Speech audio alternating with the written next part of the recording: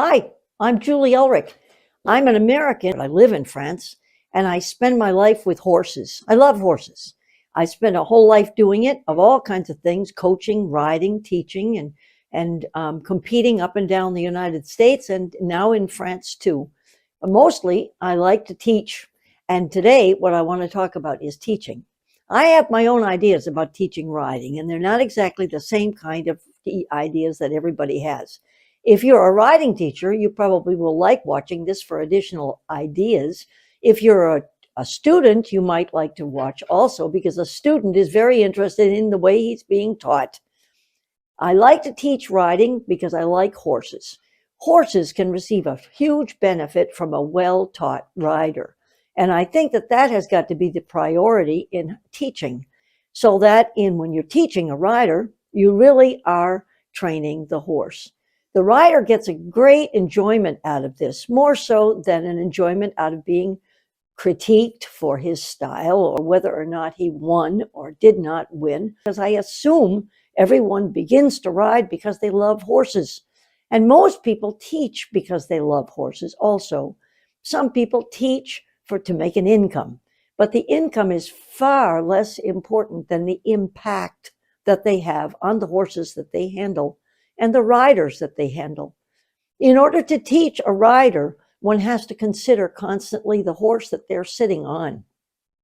A rider, from the very beginning, even at 10 years old, a rider can be given solutions as to how to make the life better for his horse. And in doing so, he learns what's so important in life is to have empathy and sympathy for an animal, and to have responsibility for an animal which is under constant control and has lost the freedom with which he was born. A rider is responsible for the horse and is, in fact, the trainer of the horse for the length of time that he is on the horse, so that he is directed by a teacher, but he becomes the trainer of the horse. Involving the rider in the horse and the comfort of the horse only makes his learning much more profound. That means deep. The horse can become to a rider in a state of confusion or in a state of confidence, depending on how he has been handled. A horse which is slightly confused or slightly ill-educated can be extremely advantageous to the rider if the teacher is able to tell the rider how to improve the horse. Every time you teach a rider, you must immediately assess his horse. You will find strong points and weak points in every horse. When you find the strong point, it should be identified and should be a source of praise and something that the rider can be proud about. When you find the weak point, it's not to be criticized, it's to be fixed. And the rider, almost any rider, is capable of fixing many problems with the horse if the trainer or the teacher is formed in that direction.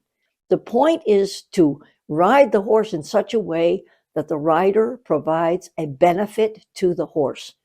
Being able to sit well is probably the first part of being a benefit to the horse.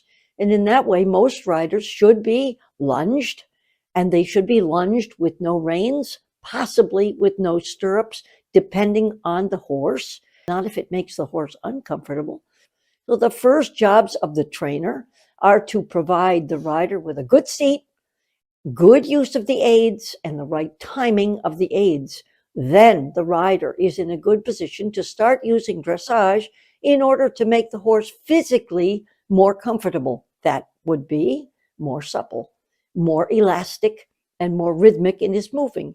The teacher is actually responsible for the progress between the rider and the horse. But mostly it's important to know that the horse is the focal point of every lesson and not the rider. The rider is secondary. The rider will receive great joy out of being able to help the horse because he loves the horse.